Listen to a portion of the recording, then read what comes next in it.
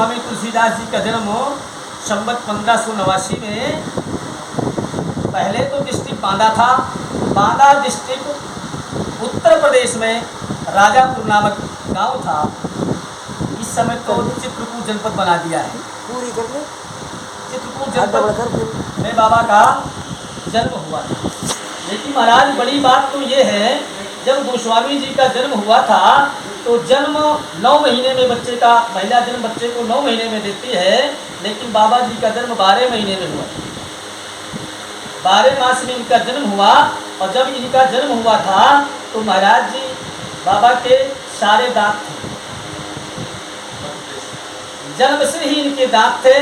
और अभुक्त गंडमूल नक्षत्र में इनका जन्म हुआ। ज्योतिषियों ने बताया।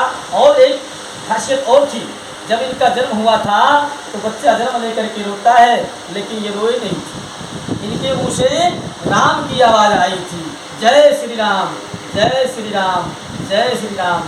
तो महाराज ऐसी आवाज़ को देख करके पहली बात तो अचंभित होंगे लोग, नहीं होंगे कि जन्म लेते ही बच्चा क्यों ऐसा बोला, वो भी राम की जय घोष करता है। तो उनके पिताजी, इनके पिताजी का नाम, ब्राह्मण परिवार में जन्म हुआ था, इनके पिताजी का नाम था आत्माराम दुबे। और ज्योतिषियों के पास गए, बोले महाराज जी अमुक समय में बच्चे का जन्म हुआ है और इसकी जन्म कुंडली पर विचार करिए। तो जब पंडितों ने इसकी कुंडली को देखा तो पंडितों ने एक बात कही, बोले महाराज आपका जो बच्चा है ये अभुक्त गंडमूल नक्षत्र में पैदा हुआ है, इसलिए इस बच्चे को दोष है और इस दोष का या तो समाधान करना पड़ेगा, लेकिन समाधान करने के बाद भी दोष शांत नहीं होगा। तो महाराज ऐसी बात को सुन करके माता पिता घबरा गए और घबरा करके एक दिन उस बच्चे का परित्याग कर दिया, बच्चे को कहीं अन्यत्र बाहर फेंक दिया। आज भी ऐसा हो रहा है, बिटिया का जन्म हो जाता है तो बिटिया को भी लोग नहीं रखते। तो ये काम तो महाराज 491 साल पहले हुआ था, बाबा के साथ हुआ है। लेकिन असमय ऐसा होने के कारण एक चुनिया नाम की दासी रहा करती थी महाराज जी के पास। तो चुनिया नाम की दासी को नहीं देखा गया और उस बच्चे को उसने पालन पोषण कर दिया। महाराज जी ऐसे ही ना पालन पोषण किया और अपने स्तन का पान भी कराया। इस तरह समय के चलते चलते वो बच्चा 5 वर्ष का हो गया। और 5 वर्ष का जब पूरा हुआ तो स्वामी कहीं से राम जी की कृपा हुई। देखो चिंता अपनी नहीं करनी चाहिए, हम तो अपनी चिंता में परेशान हैं, लेकिन परमात्मा को सबकी चिंता है। हमको सबको अपने अपने घर की ही चिंता है, ठीक है ना, लेकिन परमात्मा को सबकी चिंता है। परमात्मा सबको देता है। आप समझो कि हम कुछ नहीं करेंगे तो भोजन नहीं मिलेगा, लेकिन नहीं, आपके जीवन में ना कुछ करने का वरदान मिला है और अच्छा खाओगे। चींटी को कड़, हाथी को मन, सबको परमात्मा देता है। इसी तरह हर इंसान को देता है, ऐसा नहीं है।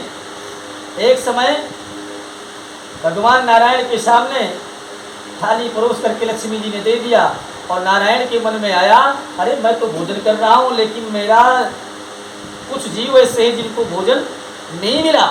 भगवान नारायण थाली छोड़ करके चले गए और उन जीवों को भोजन देने के लिए, भोजन तो मन से उनको देना था, सबको यूँ कर देते हैं, सब तृप्त हो जाते हैं।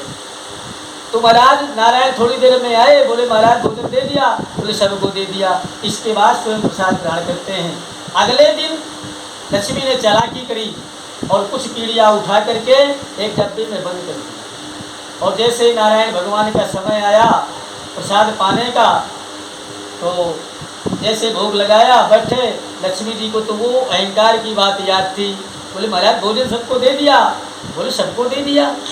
उनको ये था कि डब्बे में जो जीव बंधे उनको कैसे मिला होगा, ये तो कहीं गए नहीं और देखा नहीं। तो बोले भाई भोजन सबको दे दिया, एक बार नहीं त्रिवाचा कहला लिया। भगवान नारायण कहते हैं हाँ दे दिया लक्ष्मी जी, हाँ दे दिया, हाँ दे दिया। लक्ष्मी जी ने वो डब्बी जो रख रखी थी वो निकाल करके लाती हैं, तो उसमें देखा तो हर कीड़ी के मुंह में एक चावल का तिनका लगा हुआ था। लक्ष्मी जी कही महाराज ये तिनका कहाँ से आए? बोले लक्ष्मी तुम्हें अहंकार था, इनको भोजन तुमने ही दिया, ये भोजन तुम्हारे द्वारा ही प्राप्त किया है। बोले कैसे? बोले जैसे तुम डब्बी में उठा के इनको बंद कर रही थी और तुम्हारे मस्तक में तिलक लगा हुआ था और उस तिलक में चावल भी लगे थे, और जैसे आपने कीड़ियों को उठा के डब्बी में बंद किया है तो वो चावल का कण डब्बी में गिर गया था, और वही कण जो है इनको प्राप्त हो गए हैं। तो कहने का तात्पर्य ये है, चींटी को गण और हाथी को मन मिलता है, लेकिन एक शर्त और है, खाओ मन लेकिन छोड़ो ना कण। मतलब खा जाओ कितना भी, लेकिन छोड़ना भी नहीं चाहिए, पहले से ही काट के रख देना चाहिए।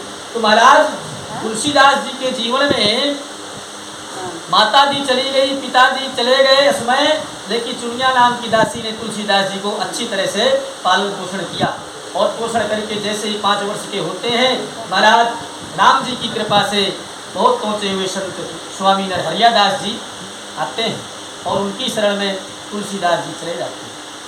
जब उनकी शरण में चले गए, वो वाराणसी क्षेत्र में उनको ले गए और गुरुकुल में उनका दाखिला करवा दिया, संस्कृत विद्यालय में उनका दाखिला करवा दिया। वो गुरुकुल आज भी हैं, उन गुरुकुलों से हम शिक्षा ग्रहण करके बाहर निकलते हैं। ये उत्तर प्रदेश वाराणसी में गुरुकुल था, आज भी है, जहाँ पे बाबा गोस्वामी जी ने शिक्षा ग्रहण की, और नरहरिया दास जी महाराज उनको रामायण पढ़ाया करते थे। नरहरिया दास जी के द्वारा जो भी रामायण पढ़ते थे बाबा को कंठ हो जाते थे, और इस तरह करते करते महाराज सारी रामायण उनको कंठ हो गई, जितनी पढ़ते उतनी सुना देते, जितनी पढ़ते सुना देते। इसके साथ साथ उन्हें बहुत चीज़ों का ज्ञान कराया गया, और कुछ दिन के बाद, कुछ समय के बाद, समय के चलते एक स्त्री से उनकी मुलाकात हो गई, एक कन्या से मुलाकात हो गई, और मुलाकात होने के बाद उनका विवाह कर दिया। विवाह जैसे ही राजापुर उनकी जन्मस्थली है, बिल्कुल किनारे में यमुना मैया बह रही है, और यमुना के उस पार उनकी ससुराल है। एक दिन क्या हुआ, महवा गांव है वो, आज भी है, वो गांव का विनाश नहीं हुआ, गांव है।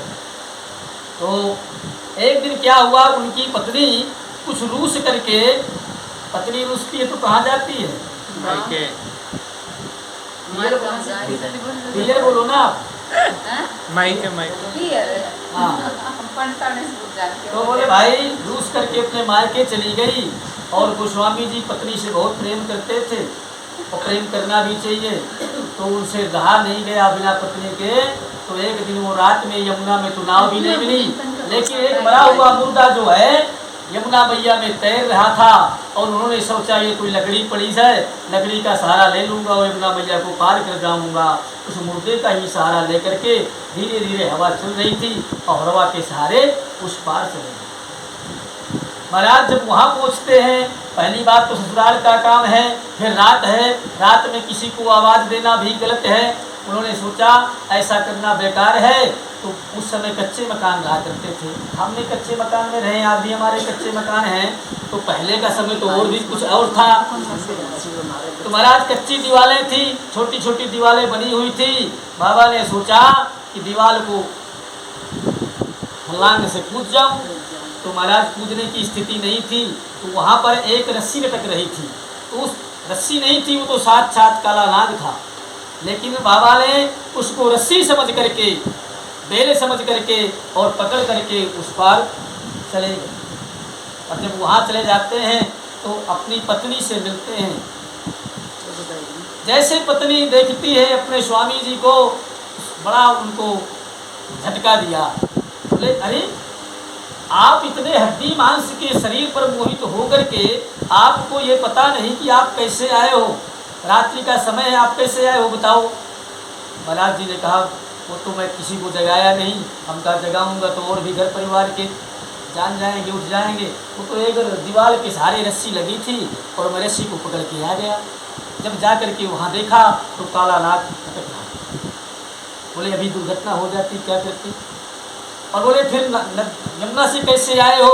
बोले चलो दिखाऊं, मैं तो लकड़ी पकड़ करके आ गया। जब यमुना पैया पे आए तो वो लकड़ी वहीं लगी थी, देखा तो वो मरा हुआ मुर्दा।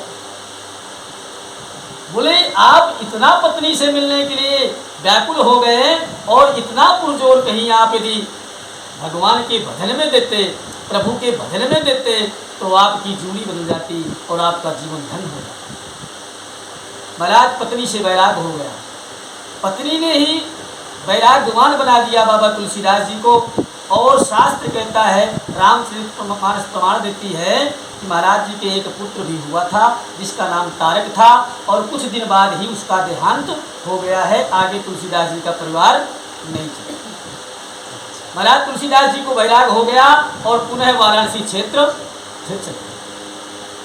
और वाराणसी क्षेत्र में बहुत दिन तक रहे, बहुत दिन तक रहे। इधर उस समय मुगलों का राज था, लेकिन तुलसीदास जी हिंदू सनातन धर्म कट्टरपंथी थे। लेकिन उस समय कट्टरपंथियों को रहने नहीं दिया जाता था, ये मुगलों का था देश। आज़ादी तो बहुत दिन पीछे मिली है। महाराज ऐसे कट्टरपंथी सनातन धर्मी को कौन टिकने देता है। एक